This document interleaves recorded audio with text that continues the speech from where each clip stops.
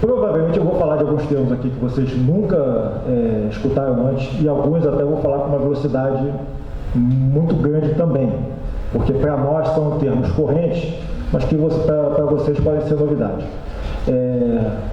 Se perder o fio da meada, me interrompam, tá? Por favor. A gente vai tentar fazer aqui um papo. Eu não quero que seja uma coisa super cansativa, tem que ser alguma coisa leve e que seja em torno de 1h30, né?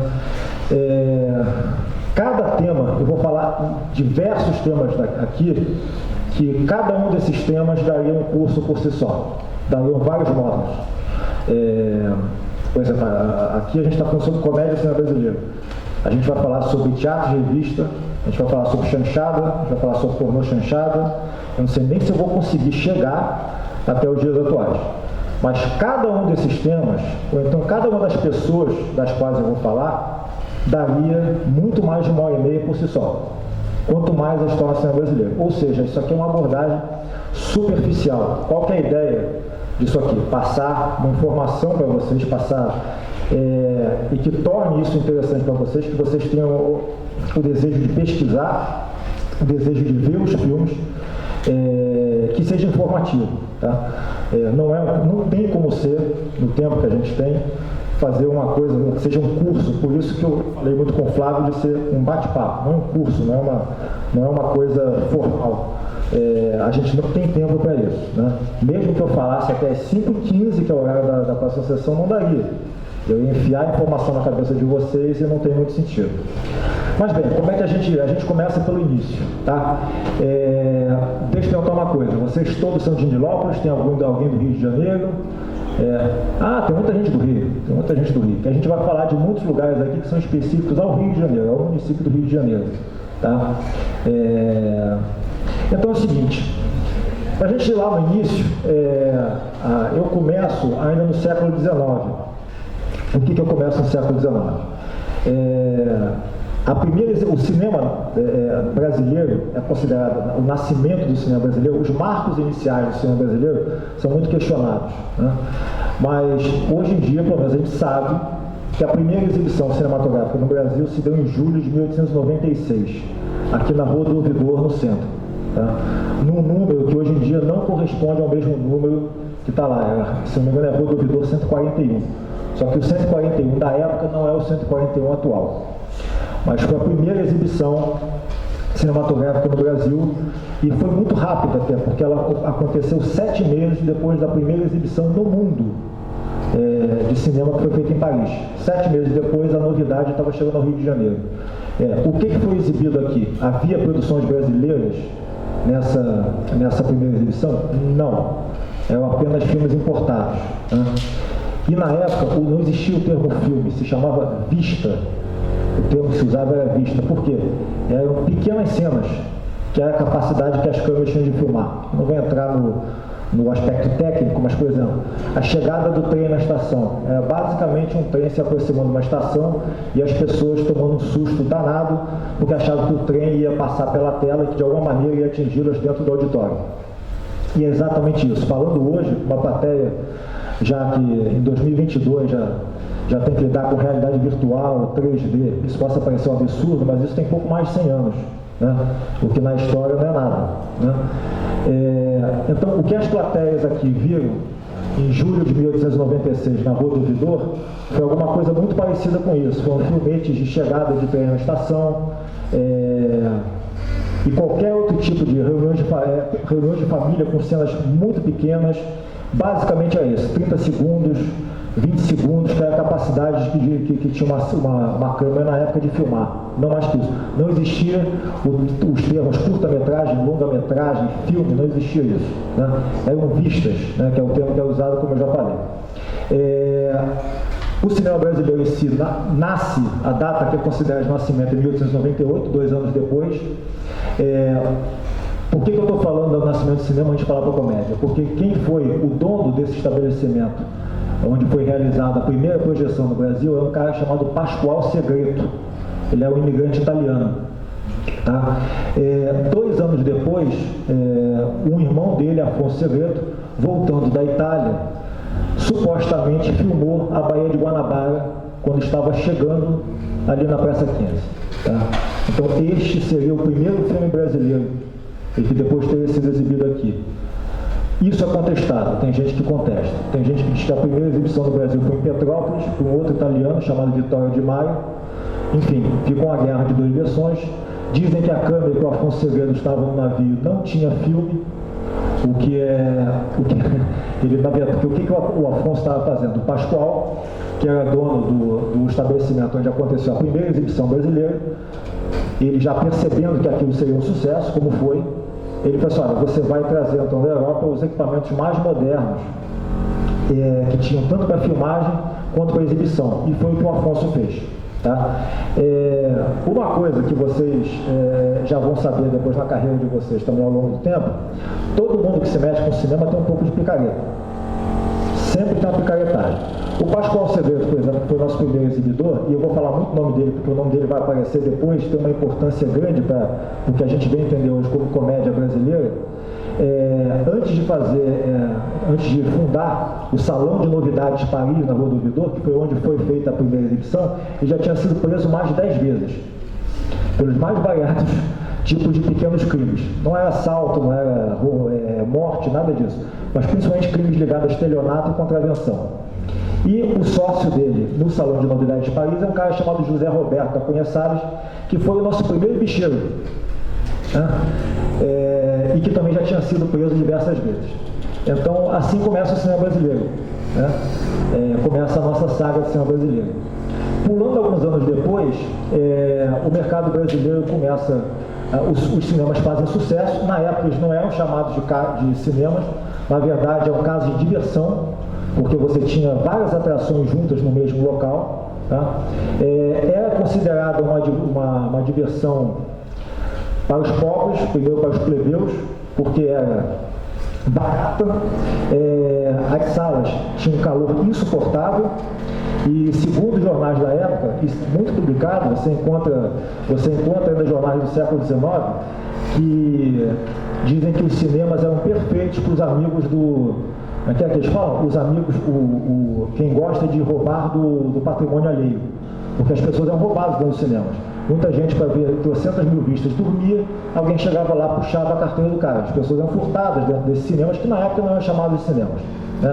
Então era considerada uma diversão perigosa até um determinado momento. Tá? O Pascoal Segredo foi um cara, o sucesso dele foi tamanho, que ele é considerado o ministro das diversões cariocas. E ele, em algum tempo, ele começa a construir um império aqui no Rio de Janeiro.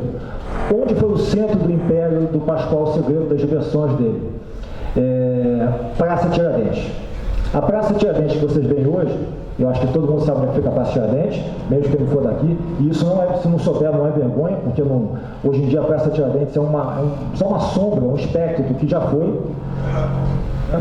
Alguém? Era o ponto dos músicos também. Não, era de todo mundo, de toda a cultura carioca, era a Praça Tiradentes, né?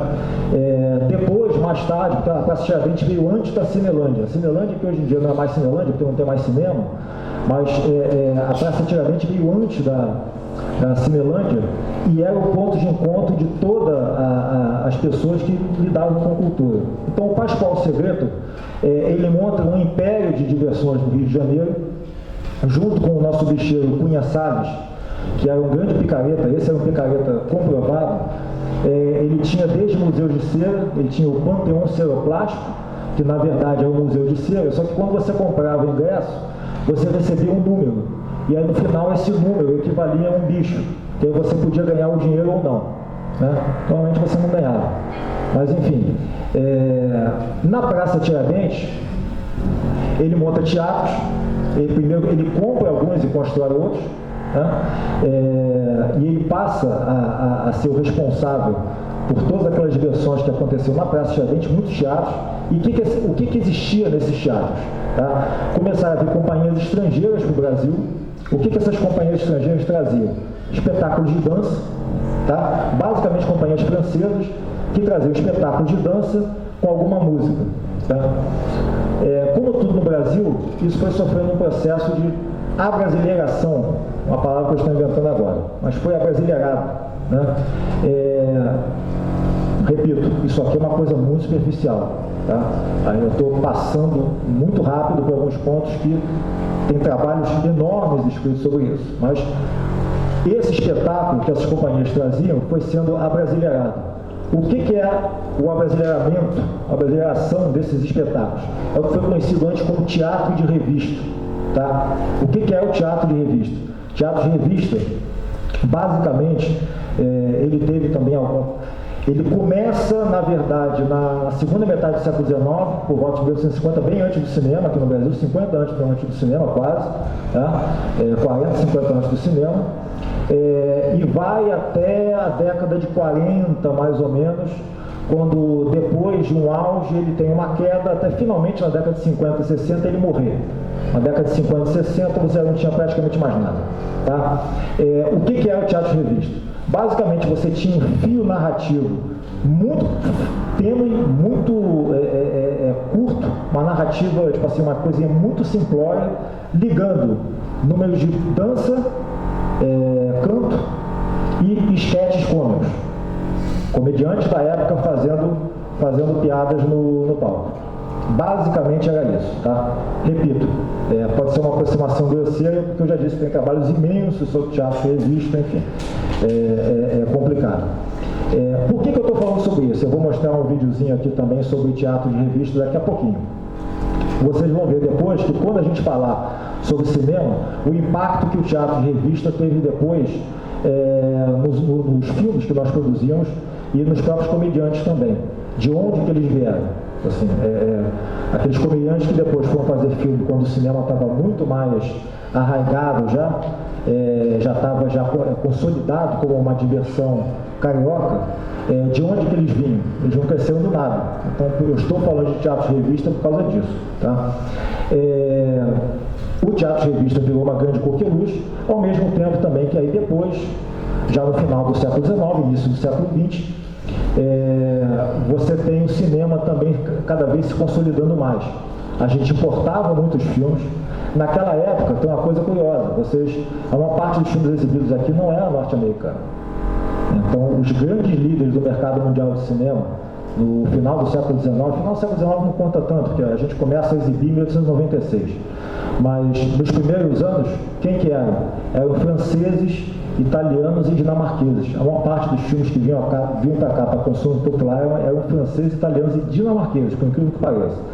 Muito mais tarde, os Estados Unidos vêm a ser líderes do mercado mundial por uma série de questões que não cabe aqui, mas Grande Guerra, que destruiu a Primeira Guerra Mundial, que destruiu países da Europa, que acabou com os estúdios de lá, e por uma série de outras medidas. Os Estados Unidos passaram a dominar totalmente o cinema entre a Primeira Guerra e a Segunda Guerra, e principalmente depois da Segunda Guerra Mundial. Mas isso é história isso é outro papo. Fala de uma parte bem posterior ao teatro de revista, que já é a época de um cara chamado Walter Pinto, já são os anos 40, 50, onde as peças eram super suntuosas, você tinha vedete, que depois ele fala pouca roupa. Quando a gente fala de década de 10, década de 20 do século passado, esquece pouca roupa, não, elas tinham roupa ainda. A pouca roupa, a roupa vai encurtando depois, né? Mas não antes. Mas o que é importante para a gente? O teatro de revista passa a ser um enorme celeiro de talentos da comédia. Justamente por causa do quê? Dos esquetes cômicos que existiam entre os números de dança e de música.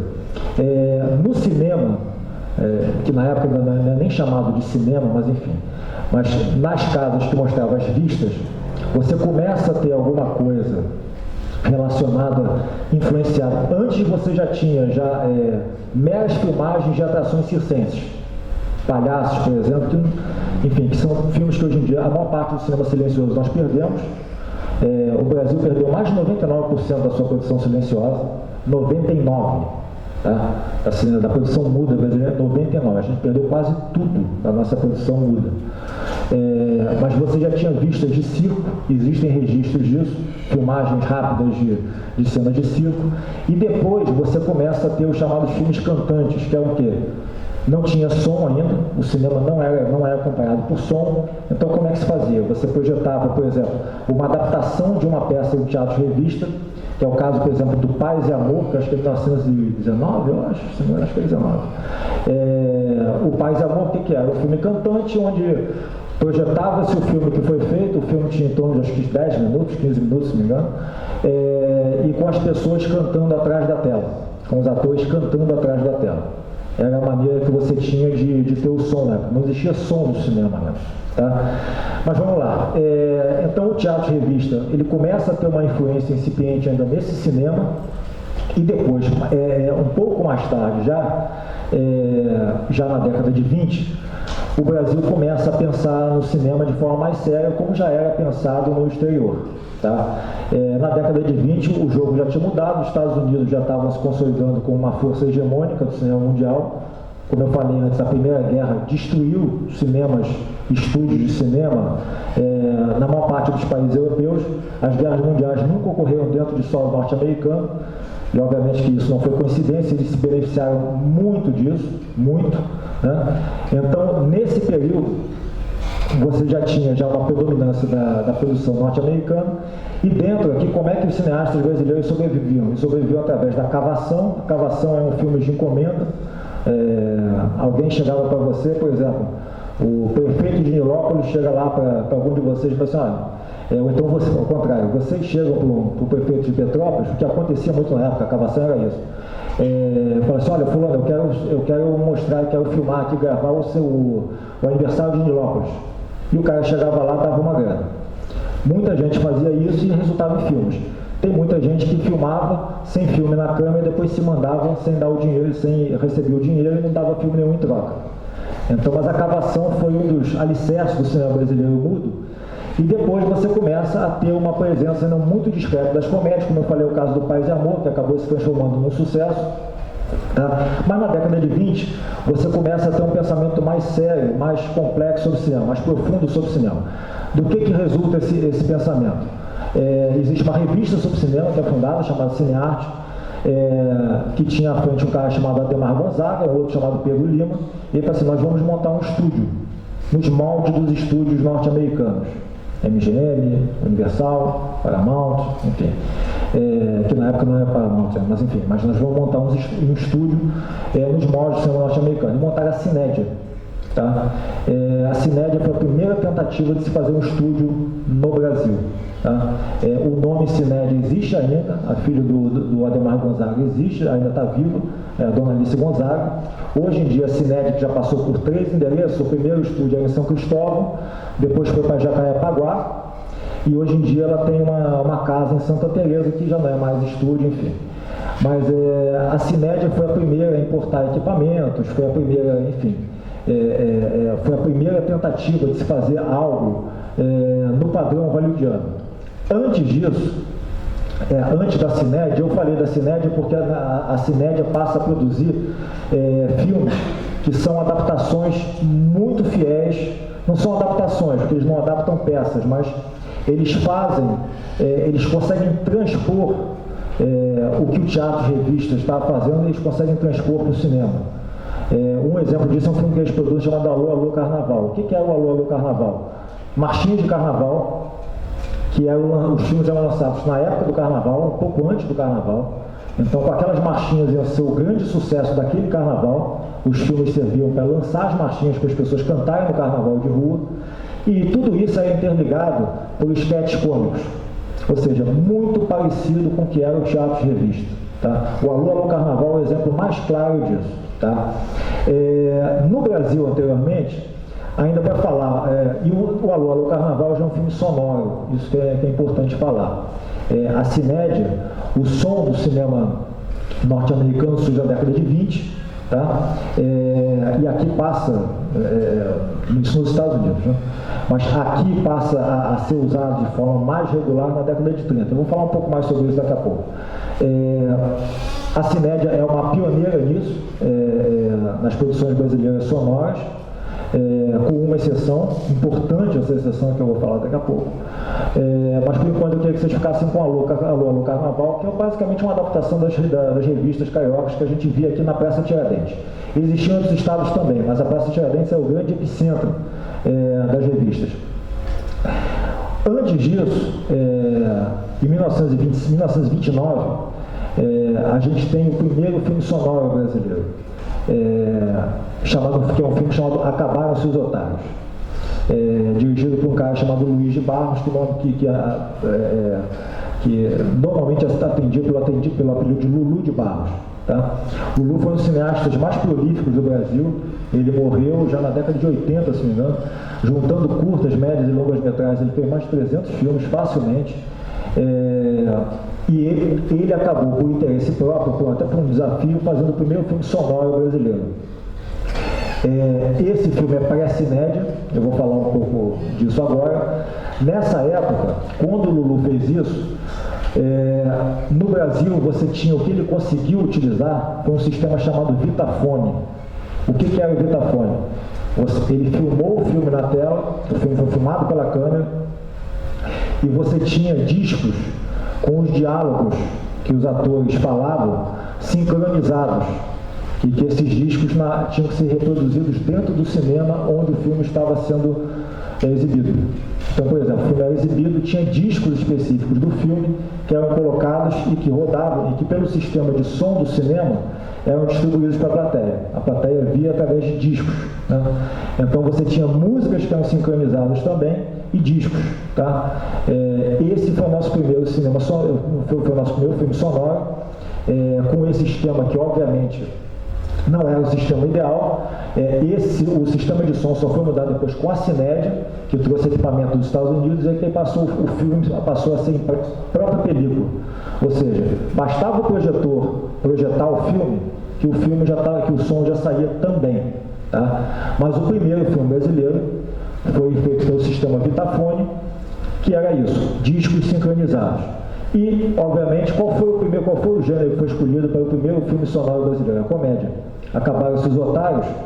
É basicamente a história do caipira que chega na cidade e que se mete em um monte de confusões. Feito por um comediante muito conhecido na época, chamado Genésio Arruda, e que tinha um parceiro chamado Tom Bill. Existem três fragmentos do Acabaram-se os Otários, e a trilha sonora dele foi recuperada aqui pelo LUPA, pelo Laboratório de Preservação Audiovisual da Universidade Fluminense. Então essa foi a nossa primeira incursão no cinema sonoro, ainda muito precária, enfim, mas para a época já foram feito e tanto. A gente conseguiu fazer um filme sonoro 2 anos depois que os Estados Unidos fez seu primeiro filme sonoro. Eu até passei por um outro filme ali chamado Os Óculos do Vovô. Os Óculos do Vovô é o filme de ficção mais antigo que existe preservado do Brasil. Eu não vou mostrar o trechinho aqui não, mas, e curiosamente também, o filme de ficção mais antigo que a gente tem preservado no Brasil também é uma comédia. Né? Então é bastante significativo. Bastante significativo do quê? Da proximidade que existia com o público. Né? Isso é uma coisa que a gente vai falar durante todo o nosso papo aqui. A proximidade do público que a comédia sempre teve. Os momentos de maior contato entre público e cinema brasileiro foram através da comédia. Não foram através do cinema novo, não foram através de filmes muitas vezes premiados no exterior, mas sim através da comédia. Tá? Falando depois um pouco da Cinédia, como eu disse, a Cinédia produzia essas formas de revista e que mais tarde foram chamados de filmes carnavalescos, ou filmes musicais carnavalescos. Tinha uma influência grande dos musicais norte-americanos e, obviamente, como eu falei, da revista Carioca. Tá? Eu acho que eu não tenho nenhum trechinho aqui de filme da Cinédia. Deixa eu ver aqui. Não tem não. Porque eu quero já acelerar um pouquinho e passar. A Cinédia, como eu disse, existe no papel até hoje, mas eu quero passar um pouco mais adiante já para Atlântida cinematográfica, que vocês viram ali naquele vídeo do Sesc sobre teatro e revista. Atlântida surgiu em 1941, aqui também no Rio de Janeiro. Vocês estão vendo como é que o Rio, por ser capital da República na época, ele tinha um papel de ponta na cultura. Atlântida surge em 1941 como na verdade com 2 caras, né? José Carlos Burle e Watson Macedo, não. José Carlos Burle, ali 4 caras, José Carlos Burle, Alinor Azevedo, tinha mais um aqui tinha um terceiro, meu Deus, que agora não vou lembrar quem que era. Alinor Azevedo, José Carlos Burle, enfim, tudo bem. A intenção inicial era fazer filmes de cunho social, fazer filmes que como é que posso dizer, de certo nível e que expusessem uma certa crítica social brasileira, e que isso acabou não acontecendo. A Atlântida, durante 2 anos, ela foi fundada em 41. A princípio, ela só faz cinejornais, que é a atualidade da Atlântida, que passava em bastante cinemas, e depois ela faz um primeiro longa-metragem, que na verdade é um grande cinejornal, que é uma cobertura da Jornada Eucarística de São Paulo. Ou seja, muito pouco ainda porque a Atlântida tinha se proposto a fazer. Né? A outra pessoa que fundou a Atlântida é o Moacir Fenelon, claro. Então, Moacir Fenelon, Zé Carlos Gulli, Leonor Azevedo, e tinha um outro cara que agora me foge o nome, enfim, mas foram uns 4 que estavam à frente dessa primeira fase da Atlântida. Depois eles percebem, eles ainda têm um grande sucesso com um filme de cunho social chamado Moleque Tião. O Moleque Tião, que é um filme que está perdido, não existe mais hoje. Isso é uma coisa que vocês vão ouvir muito no cinema brasileiro, que o filme está perdido. A gente já perdeu muita coisa do nosso cinema, pelos mais variados motivos, a gente pode falar um pouquinho aqui ao longo do papo. O Moleque Tião nada mais era do que a cinebiografia muito precoce, mas de um cara chamado Grande Otelo, que vocês viram ali no início ali naquele videozinho sobre teatro de revista. Tá? O Moleque Tião, na época, tudo que a gente consegue ler a respeito do filme, o filme foi bem recebido pela crítica e foi um sucesso de público. Mas só que esse sucesso de público não foi acompanhado por outras empresas. E ali existia um grande problema. Você montava um estúdio, você tinha problemas, você tinha funcionários que tinham que trabalhar ali direto, você tinha contas para pagar de luz, de coisas assim. Como você manter isso produzindo poucos filmes? Era difícil. Né? Você tinha que ter um sucesso atrás do outro.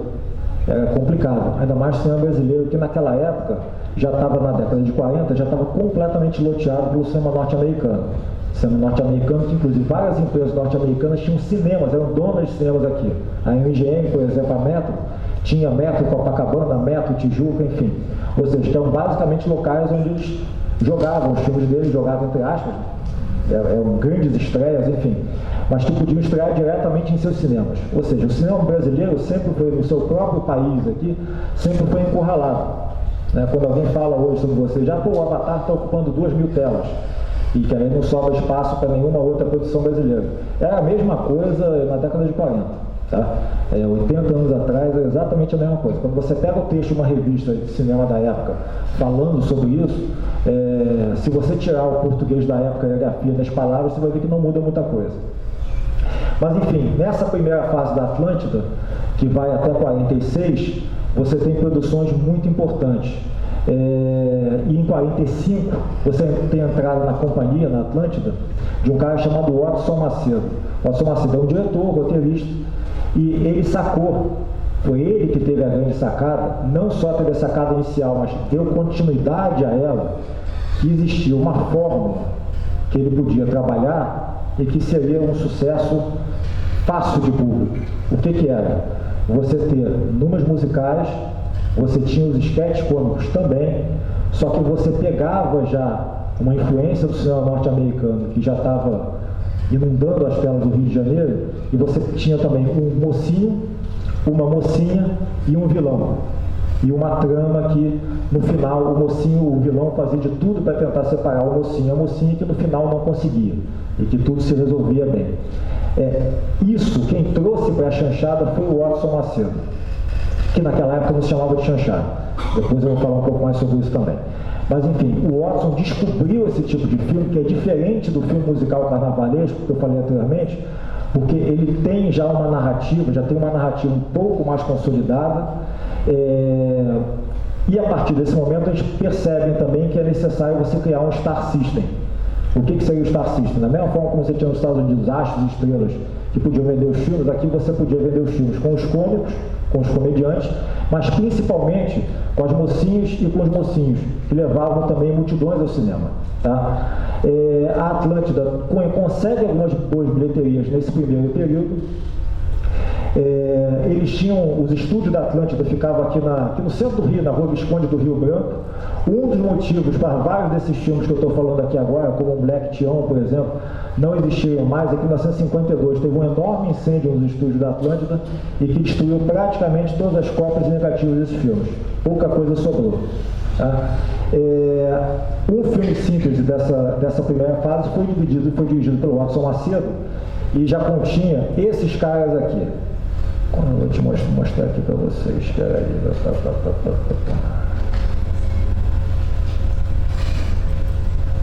Não quero mostrar isso aqui. Aqui o Oscarito, à direita. Esse cara, José Legoy, que era o vilão de carteirinha dos filmes da Atlântida. Quando a Atlântida precisava de um vilão, era o José Legoy. Tá? E o José Legoy trabalhou até, eu não sei quantos anos, mas televisão, cinema, uma carreira absurda, um dos maiores atores do cinema brasileiro. Aqui o Legoy vilão com o Oscarito. E aqui depois é outro cartaz que eu vou falar mais tarde. Tá? Vamos voltar para cá. É isso. Em 1947 tem uma jogada, tem uma virada na companhia e que é fundamental para o que a gente vai falar agora. Em 1947 existe um nome que vocês ainda conhecem nos dias de hoje, chamado Severiano Ribeiro. Quem já ouviu falar do nome Severiano Ribeiro? Quem já ouviu? Quem já ouviu? Severiano Ribeiro, quem vai nos cinemas Kinoplex aí? Quem é que vai? Alguém já foi em algum Kinoplex? Todo mundo. Tem Kinoplex lá em Nilópolis, não tem? Não tem não? Não, mas na Baixada tem Kinoplex, eu sei. Tem, na Baixada tem. Não, Nova Iguaçu. Ah, o que foi? São João tem. Então, o de Nova Iguaçu eu sei que eu fui. São João tem, São João eu não sabia. Ah, não, mas o Grande Rio é Caxias. Não, shopping Grande Rio, São João. Grande Rio é São João? Rapaz, eu lembrava de um shopping Grande Rio e Caxias, tô ficando maluco então. Tô ficando louco, enfim. Mas então, todo mundo sabe o que é Kinoplex. Ou seja, o Kinoplex é da família Severiano Ribeiro. Tá? Então a gente está falando de outra geração da mesma família. 1947, Severiano Ribeiro, que é desperto, não dá nem para dizer que ele era esperto, ele era muito além disso. Severiano Ribeiro já era dono de cinemas em 1947 e já era também distribuidor. Na época, o que é você distribuir o filme? É você pegar uma produção feita e colocar em determinadas salas de cinema, falar com o exibidor e falar assim, olha, eu quero exibir o meu filme aí. Quem tinha o maior poder sobre isso é os norte-americanos, que botavam o pé na porta e falavam assim, olha aqui, está aqui meu grande sucesso em bilheteria, quero entrar no seu cinema, fim de papo. O Severiano Ribeiro, ele vai além disso, porque ele é dono dos cinemas e ele cria uma distribuidora própria, que é a União Cinematográfica Brasileira. O que ele faz? Em 1947, ele vira acionista majoritário da Atlântida. Então ele passa a produzir, distribuir e exibir. Ele é um truste, eu chamo de truste comercialmente.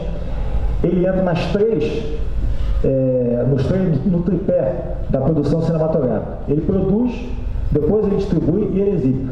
Não satisfeito com isso, na época, hoje em dia, vocês nem têm ideia disso, gente, mas o que hoje em dia é que vocês veem, o que é um filme para vocês hoje em dia? Filme para vocês hoje em dia é um arquivo. É alguma coisa que você faz um streaming pela plataforma favorita de vocês, ou então um arquivo que vocês baixam na internet. Filme na época, para vocês terem uma ideia, tipo assim, um filme, é pena que não tem aqui, as sacolas estão ali. Um filme de 1h30 era algo desse tamanho aqui, ó, onde está meu pé, 1h30, mais ou menos, umas 5 latas. Pesava então de 25 quilos. E isso passou na década de 90. Ou seja, essas latas tinham que chegar até os cinemas. E o que eram essas latas? Nada mais é do que um filme. Quem algum dia aqui já viu máquina de fotografia analógica? Já viu? Opa, tem uma ali que já viu, outra ali já viu também. Então, o que a máquina de fotografia analógica tem que ter? Tem que ter revelação. O filme tem que ser revelado. Tá? Então, o filme que era filmado com as câmeras da época, e que isso veio até... Hoje em dia tem gente que filma com película ainda. Tarantino filma com película ainda. Scorsese filma com película. Depois finaliza em digital, mas os caras filmam com película. Mas são poucos. Antigamente todo mundo usava película e não tinha o digital ainda. Opa, maravilha. Olha aqui, ó. Obrigado. Olha aqui, ó. Isso daqui, isso aqui é do Gregório de Matos, um filme de uma mulher, Ana Carolina, filme brasileiro, tá? Ele tem 4 partes, ou seja, 4 estojos desse daqui são um filme. Deixa eu mostrar para vocês aqui. Deixa eu ver se ele está afrouxado aqui, que senão ele vai cair todo aqui na minha mão. Vai ser uma merda. Olha aqui, ó. Isto é uma parte do filme. Uma parte. Tá? Se vocês forem ver daqui, é porque eu não posso mexer aqui, que senão ele vai desmontar na minha mão, vai sair rolando aqui. Mas aqui, de longe, vocês conseguem ver os quadros. Consegue ver? Sim. Tá. 24 quadros desse aqui são 1 segundo de filme. Tá? 24 fotogramas desses são 1 segundo. 1 segundo. Tá? Então, por isso o tamanho. Por isso que um filme de 1h30, de 1h20, vai ter 4 partes, 5 partes. E isso aqui tinha que ser mandado no Brasil todo. O custo disso, a logística disso, não é você baixar de uma nuvem o filme. É mandado. Então, os problemas que isso implicava, enfim, a logística que isso implicava. E isso aqui tinha uma outra coisa. Deixa eu botar aqui. Depois eu vou lá.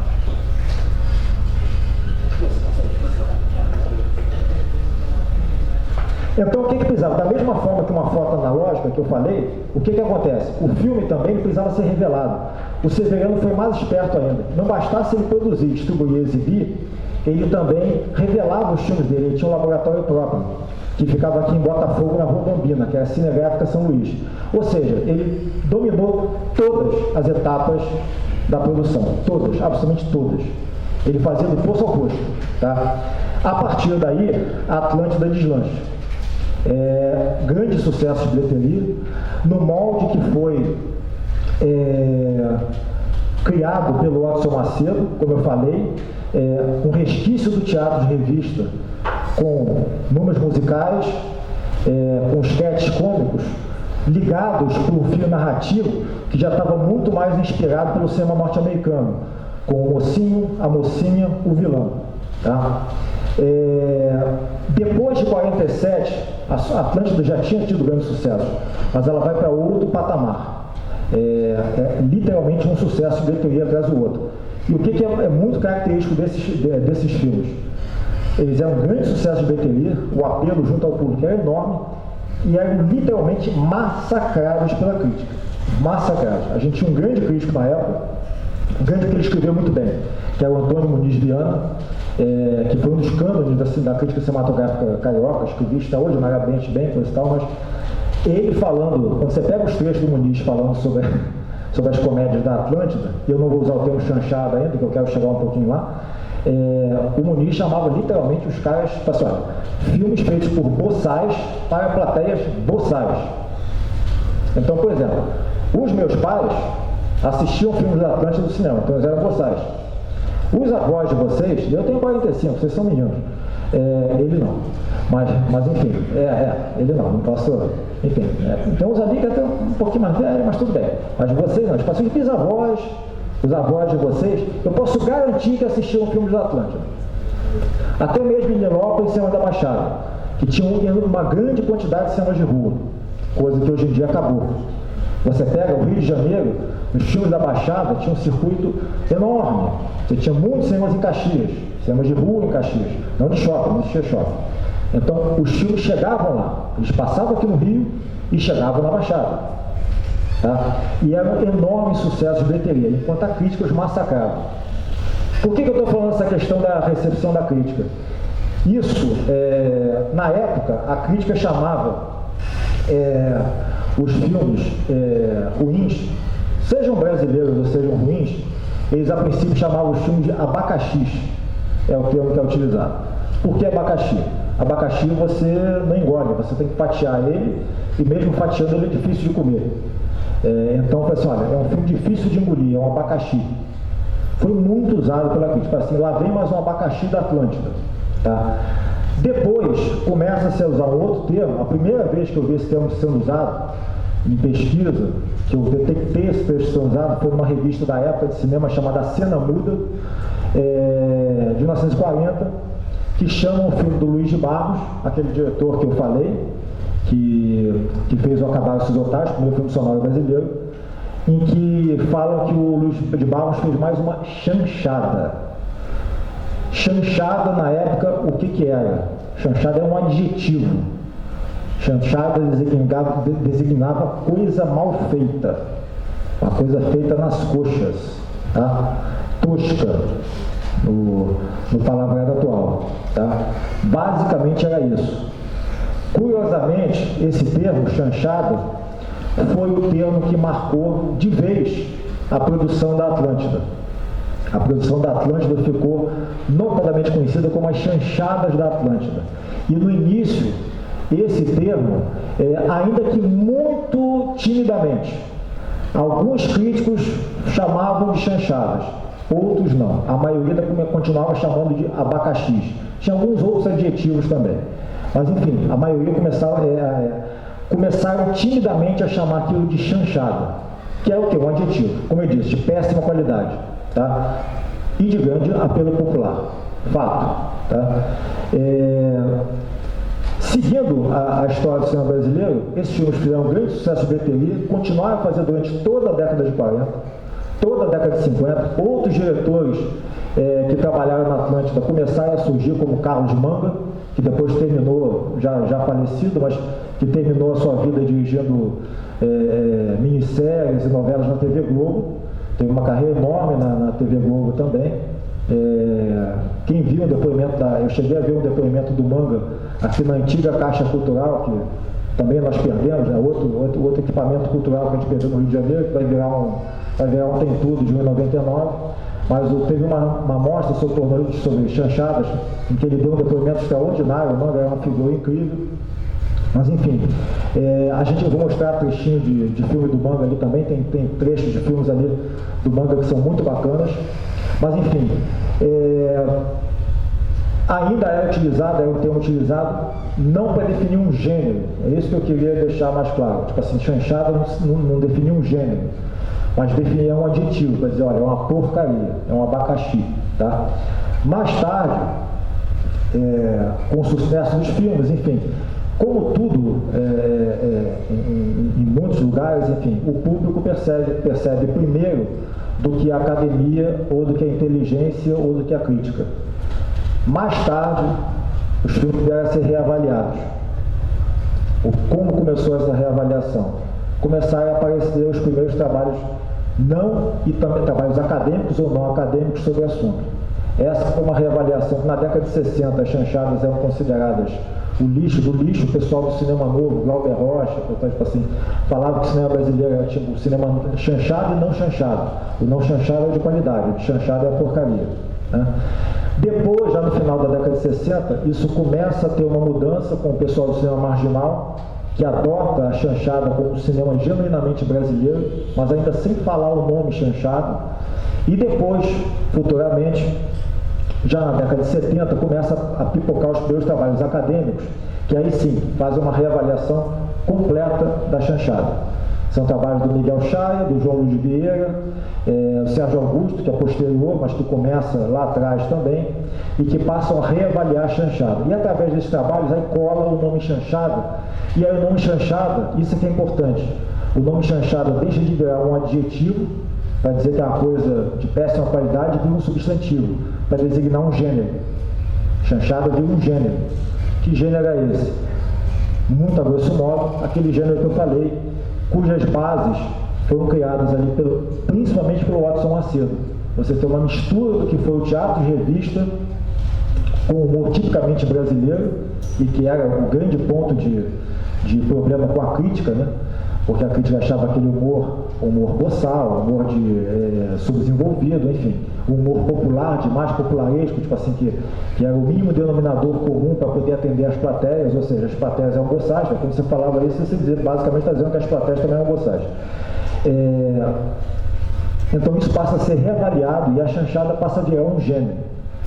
Você já na década de 80, 90, e esses trabalhos já passam a ser consolidados, aí finalmente chanchada vira um gênero.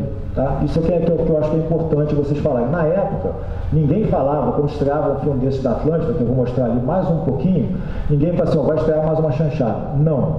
Vai estrear mais um abacaxi da Atlântida, ou seja, mais uma porcaria. Né? Chanchada é um nome que veio depois, mas que pegou, e que hoje em dia designa um gênero. E é um gênero inteiramente brasileiro. Tá? É um gênero genuinamente brasileiro. Essa mistura de coisas que foi feita é uma mistura tipicamente brasileira. Ela não existe em outro lugar. Em outro lugar você tem musicais entrelaçados com humor, mas não da maneira que nós fizemos. Tá?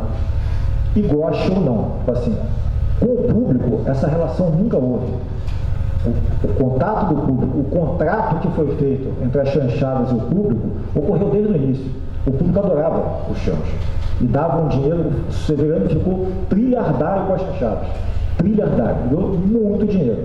A tecnologia de ponta que você vê hoje no Kinoplex, ela vem lá de trás, quando ele ganhou rios de dinheiro com a chanchada. Que nem sempre esse dinheiro ia para as pessoas que faziam os filmes, sejam diretores como Watson Macedo, Zé Carlos Bulli, como os atores, como Oscarito, Grande Otelo, e que eu vou mostrar um pouco ali de vídeo para vocês de Oscarito e Grande Otelo, de alguns filmes super importantes da chanchada. Tá? Vou mostrar aqui um pouquinho dos vídeos. Eu acho que temos aqui que são sensacionais. Alguém já viu imagens de Oscarito, Grande Otelo? Sabem de que eu estou falando? Ela ali já viu. Boa. Mais alguém? Mais uma, duas, 3, 4, 5. Mais alguém? Mais alguém? 6, 7. Tá, vai lá. Então vamos lá.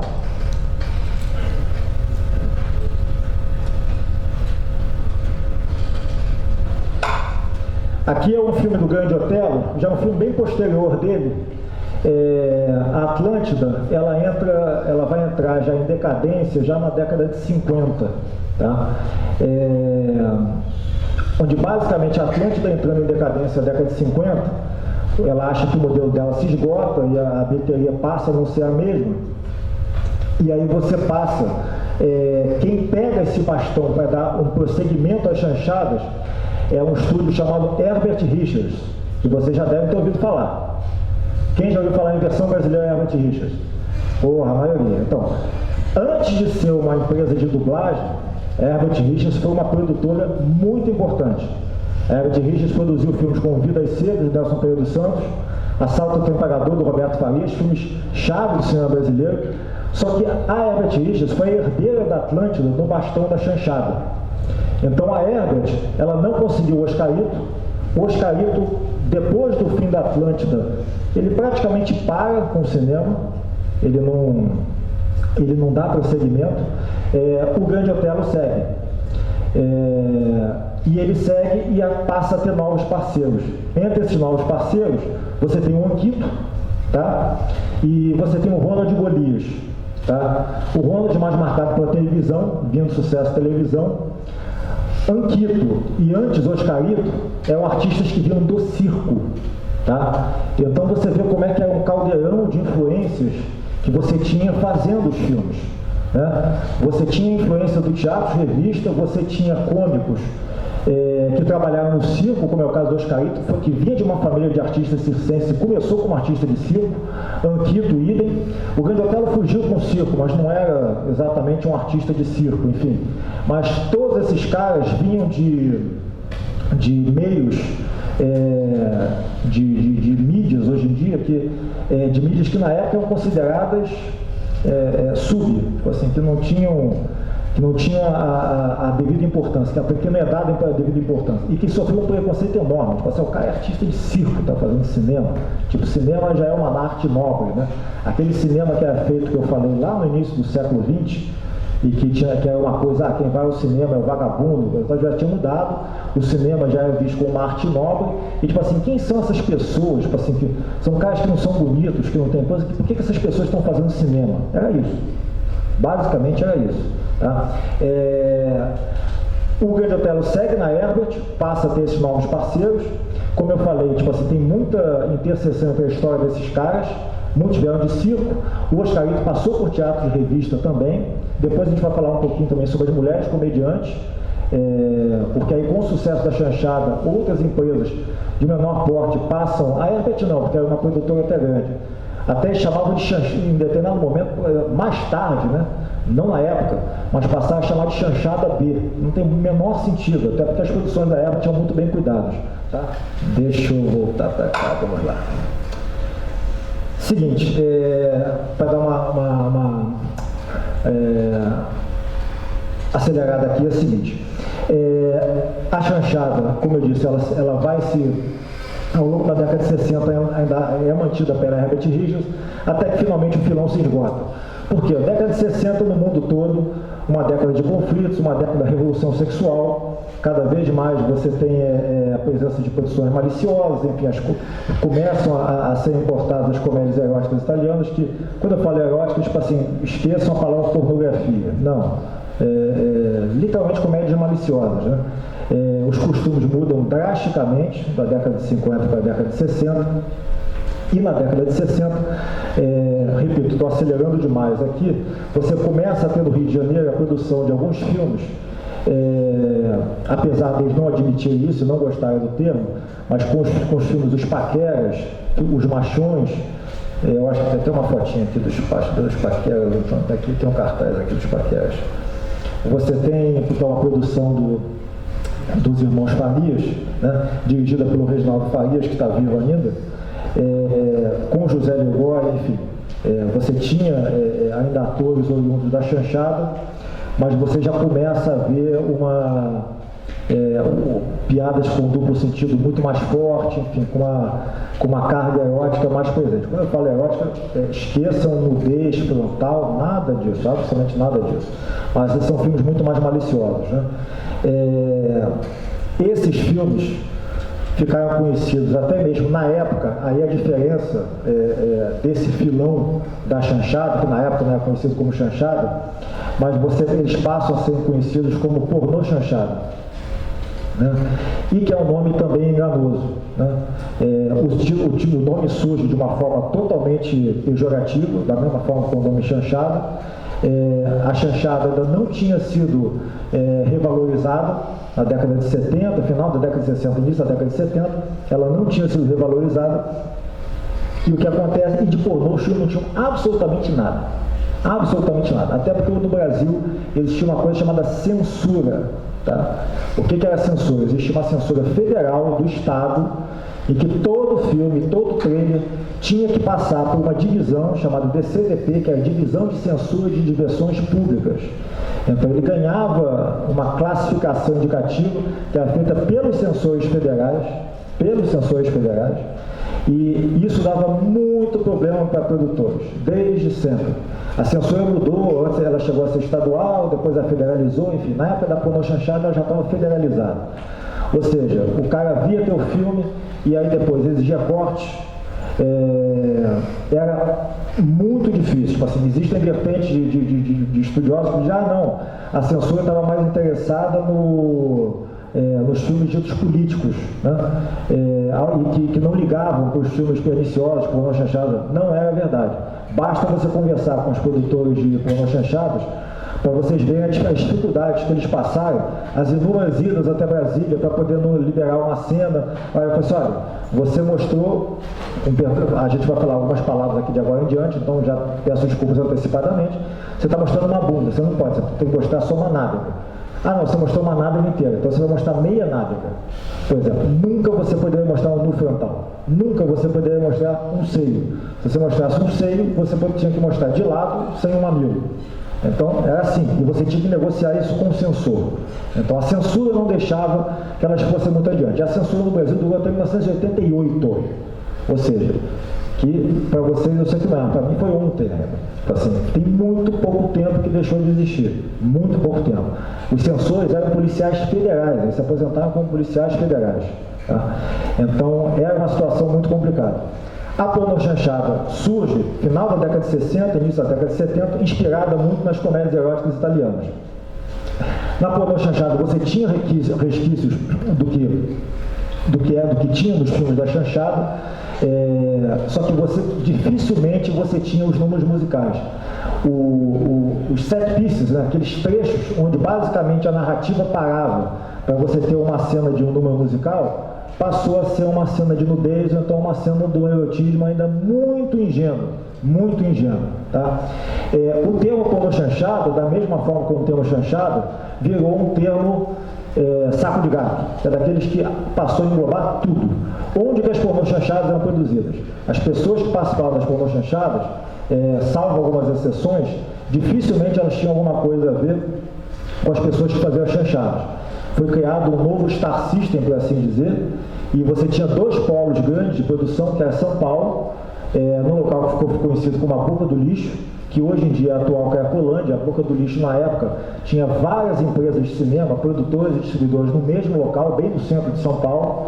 E aqui no Rio de Janeiro, aqui na Cinelândia, nas ruas Senador Dantas, Alcindo Guanabara, ali por trás do Cine Odeon, onde ficavam inúmeros produtores e distribuidores ali também. Então, aqui e ali se chamava Beco.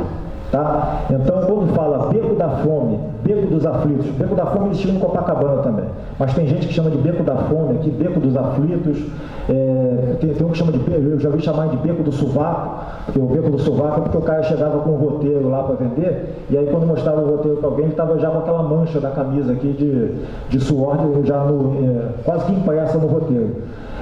Então, esses dois lugares eram os dois produtores de porno chanchado. O que dá para você ver muito da produção da porno chanchada? É uma produção que basicamente não tinha incentivo estatal. As chanchadas antes também não tinham. O próprio Severiano, que era distribuidor e exibidor, ele pagava os filmes, porque para ele é interessante. Na Herbert Richards, a mesma coisa. Você não tinha incentivo estatal. Né? Na porno chanchada, na época que já existia uma empresa, uma estatal brasileira só para cinema, que era a Embrafilme, que foi criada durante a ditadura militar, ela não entrava, dificilmente entrava com dinheiro em porno chanchada. Na porno chanchada o cara escolhia, ele conseguia, na verdade, o que se chamava de boi, que era algum empresário, podia ser um dono de um posto de gasolina, dono de fazendas, e que botava o dinheiro nele, e que o cara lá, ou então às vezes fazia com o dinheiro do próprio bolso, botava o filme no cinema, o filme rendia, e aí existia um único mecanismo estatal que era importante para eles, que é o chamado prêmio adicional de bilheteria. O adicional de bilheteria era um prêmio que era concedido para filmes que ultrapassassem uma determinada marca de espectadores. E, surpresa, surpresa, a porno chanchada também é outro enorme sucesso de público. Então, mais uma vez, você tem a comédia como sendo o ponto de contato do público com o cinema brasileiro. As pessoas iam ver o cinema novo, algumas iam ver o Glauber Rocha, a maioria não ia ver os filmes. As pessoas que vão ver o cinema marginal, a maior parte dos filmes sequer estreou nos cinemas. As pessoas vão ver as comédias, seja as chanchadas ontem, seja as pornochanchadas nos anos 70. Tá? As pornochanchadas herdam alguma coisa também das comédias, da questão da paródia. E também que foi uma coisa presente no cinema marginal também. E o que era isso? Se você não podia copiar o cinema norte-americano em sua qualidade, você avacalhava. Assim, a gente não pode copiar. Se a gente não consegue copiar, a gente avacalha. A gente não tem dinheiro para copiar, então a gente avacalha. Um cara chamado Adriano Stuart, que foi um cara super importante no cinema paulista, cinema carioca. O pai dele foi comediante também. O Adriano fez muitos filmes Trapalhões, muitos filmes Trapalhões. Dirigiu o filme do Fofão também, que é um personagem infantil, que é o filme de ficção científica chamado Fofão e a Nave Sem Rumo. Enfim, o Adriano é um amigo, foi o último cara a entrevistar o Adriano antes dele falecer. É um dos caras mais inteligentes que eu já conheci. E ele sabia exatamente o que ele estava fazendo. Tipo assim, ele falou assim, olha, nós vamos avacalhar, a gente não consegue competir com o cinema americano, nós vamos avacalhar. A pornô chanchada, até hoje, apesar de algumas tentativas, ela não teve esse resgate crítico que a chanchada já teve. Ainda se olha de forma muito pejorativa para a pornô chanchada. E obviamente que o fato de você ter o sexo aí é um dos fatores primordiais. Assim, não tem jeito. A crítica recebia da pior forma possível. Você não via crítica positiva desses filmes. Não via. Independente, por exemplo, uma produção como aquela do História que nossos babás não contavam, do Oswaldo Massaini. O filme é produzido por Oswaldo Massaini. Quem é o Oswaldo Massaini? Oswaldo Massaini produziu O Pagador de Promessas, que foi palma de ouro no Festival de Cannes. E o filme é muito bem produzido, ele tem cenários, tem figurinos, muito acima da média do cinema brasileiro até, mas não adiantava. Era considerado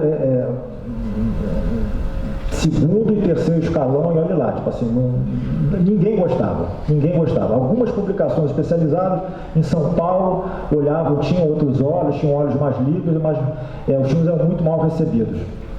Outra coisa que eu quero mostrar aqui, eu acabei pulando até o Mazaró,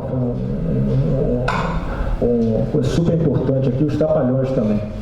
Mas a pornochanchada, com o passar do tempo, até para a gente começar a fechar também, com o passar do tempo, uma coisa que eu acho super importante aqui falar para vocês, é que toda vez que alguém fala assim, o cinema de antigamente do brasileiro é só sacanagem, isso é uma grande mentira, é uma enorme mentira. Por que é uma enorme mentira? Filmes de sexo explícito já eram feitos nos Estados Unidos, na França, Dinamarca, desde a década de 70. A gente só faz o primeiro filme pornográfico brasileiro em 1984. Ou seja, a gente entrou com quase 14 anos de atraso na pornografia, que foi feita em todo o mundo. Todo mundo. Ou seja, a gente entrou muito atrasado no jogo, mas muito atrasado mesmo. E na pornografia, seguiu-se a mesma coisa. Eu incluí aqui um trechinho de um filme pornográfico, pelo amor de Deus, não coloquei cena de sexo explícito no filme, eu coloquei uma cena para vocês verem como é que os filmes pornográficos brasileiros e a pornografia da época não tem nada a ver com o que é feito hoje em dia, que na época você tinha... o consumo de pornografia mudou. Você tinha... O cara que fosse ver um filme pornográfico, ele tinha que pagar o ingresso e tinha que sentar numa cadeira de cinema. Ou seja, ele ficava refém da ideia do diretor de quando que ia entrar uma cena de sexo. Tá? Da mesma forma como na pornochanchada. Na época, você ainda não tinha um videocassete para você... Vocês nem sabem o que é videocassete, mas assim, videocassete é um aparelho onde você colocava uma fita. Que você na locadora alugava, você colocava uma fita, tinha um controle remoto, você apertava lá, FF, você podia acelerar. Nessa época não tinha. Você não podia ir no projecionista e falar assim, acelera o filme aí que eu quero ver a cena de luta, de tiroteio ou de sexo. Não, você tinha que sentar e esperar. Ou seja, você ficava refém da narrativa que o diretor queria te propor. Né? Quando o cinema de sexo explícito entra no Brasil, ele é basicamente uma continuação da pornochanchada. Ele segue a linha da pornochanchada. E o mais curioso é que alguns continuam até a chamar alguns filmes de sexo explícito de pornochanchada, porque eles eram exatamente iguais na sua estrutura, e o termo pornochanchada, apesar de na época a chanchada já ter virado um estudo acadêmico, já está ganhando um verniz de, olha, esse é um gênero legitimamente brasileiro, as pornochanchadas continuavam a ser tratadas de lado, como continuam quase até hoje, e os filmes de sexo explícito no Brasil, muito menos. O fato é que o Brasil produziu uma leva de filmes de sexo explícito interessantes, e que mesclavam eles muito antes do termo interseccionalidade, intertextualidade, enfim. Eles mesclavam textos e continham diversas influências dentro deles. Eu vou mostrar um trechinho do filme para vocês aqui, e a quantidade de referências de filmes estrangeiros ou filmes brasileiros que a sequência tem é uma coisa absurda. Né? É um filme chamado Um Pistoleiro chamado Papaco, que já é de 1986, se não me engano, 2 anos depois da liberação da pornografia aqui no Brasil, e esse filme na época fez 800 mil espectadores. 800 mil espectadores. Quando você pensa... E detalhe, era uma época que se roubava muito nas bilheterias, que não tinha ingresso informatizado. Então, ele fez, com certeza, eu posso garantir para vocês que ele passou muito mais de 1 milhão de espectadores. Tá? Bem, eu cheguei até a parte do pornô, ficaram buracos enormes aqui de lacunas, por exemplo, não consegui falar do Mazzaropi, enfim, um cômico paulista brilhante, e muito menos chegar até o que hoje em dia, pejorativamente ainda, se chama de neo-chanchada ou globo-chanchadas, que já gerou gênios, por exemplo, como o Paulo Gustavo. Mas os filmes ainda não são tão bons, ficam aquém do humor dele. Ok, mas toda vez que eu já vi críticas aqui no Rio de Janeiro, pelo menos eu me lembro de uma crítica aqui no Rio de Janeiro, que acho que, não sei se foi ela que cunhou o termo, enfim, mas o termo neo-chanchada, globo-chanchada, novamente usado de uma forma pejorativa. Ou seja, a chanchada lá atrás foi revista. Eu não sei quantos anos ainda a gente vai precisar para poder rever ou reavaliar a chanchada, a pornochanchada, quer dizer, e os filmes que a gente está produzindo hoje em dia, que novamente são o grande contato entre cinema brasileiro e público.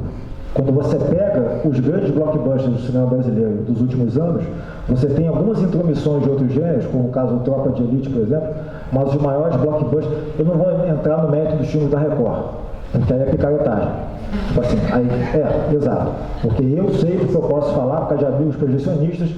Eu fui numa sala onde estava passando os 10 Mandamentos, e na bilheteria do Espaço Itaú, ali na Praia de Botafogo, falei, não, a sessão está lotada. Aí eu fui dar uma olhada na sala. Tinham 2 pessoas sentadas na sala. A igreja comprou tudo, enfim, e é o público que não foi ao cinema. Os ingressos foram comprados, mas eles compraram. Então é uma bilheteria artificial. Né? Então não dá para entrar no mérito desses filmes, mas quando você pega as grandes bilheterias do cinema brasileiro, você tem Mazzaropi, que eu não consegui falar, as chanchadas lá atrás, é difícil você mensurar, porque você não tinha um controle ainda de público, mas você tem muitas chanchadas, você tem muitos filmes do Mazzaropi. O Mazzaropi foi um crônico, foi um caipira, fazendo um humor tipicamente caipira do interior de São Paulo, e que também dominou as bilheterias brasileiras durante muito tempo, e outras chanchadas também. E é isso, as comédias ao longo do tempo, elas sempre foram o maior ponto de contato do público com o cinema brasileiro. Existia como se fosse um contrato entre essas 2 partes. Né? O cinema novo não teve isso, pelo contrário, quando o cinema novo teve um grande sucesso de público, foi qual? Foi Macunaíma, que era uma comédia. Né? Os filmes do Glauber Rocha deram público, mas agora, quantos outros filmes de cinema novo tem? Tipo assim, o cinema novo não é só o Glauber Rocha. Você não tinha o Sarraceni, você tinha o Davi Neves, você tinha Cacá Diegues, você tinha Leon Hirschman, enfim, Nelson Pereira dos Santos, enfim, quantos você tinha? Enfim, esse é uma coisa muito en passant, para gerar o interesse de vocês, para buscar mais informações sobre a comédia brasileira. A gente tem lacunas enormes aqui. Isso aqui, se a gente fosse realmente falar sobre comédia brasileira, são módulos que a gente tem que fazer sobre cada um desses caras, sobre temas, enfim. Tem que ser uma coisa muito maior, tá? Mas enfim, pelo menos eu não vi ninguém dormindo. Espero que tenha sido divertido para vocês e informativo, tá legal? Obrigado pela presença e até a próxima, tá?